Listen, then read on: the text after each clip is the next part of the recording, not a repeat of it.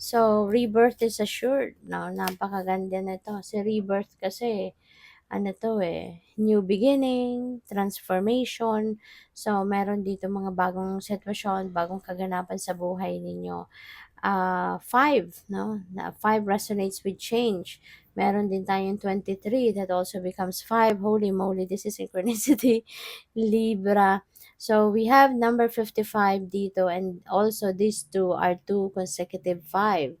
So we have number 55 at saka meron tayong 5, 5, and 55. So 55, 55, no? So those are angel numbers, Libra.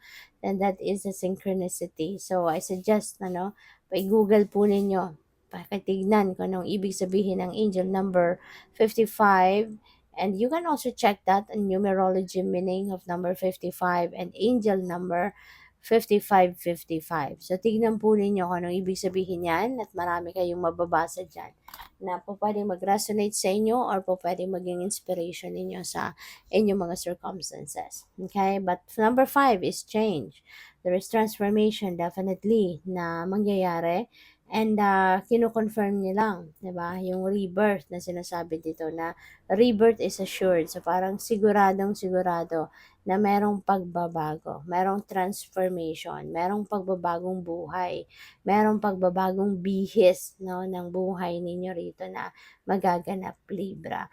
And that could be in various areas of life, hindi lang iisang area ng buhay ninyo magkakaroon ng pagbabago, but this could be, you know, in various areas. So good luck sa iyo, and be prepared, no, for anything. So we also have the eagle spirit. The spirit has your back.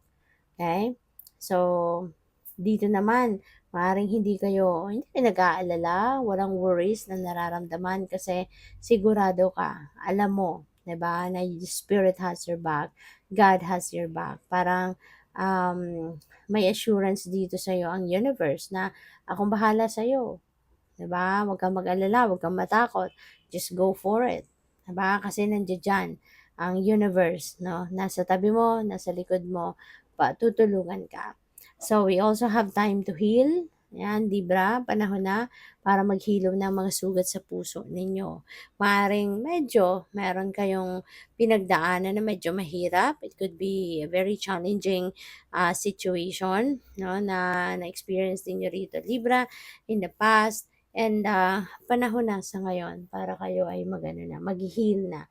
Panahon na para kayo ay maghilom na, no, kung ano man itong mga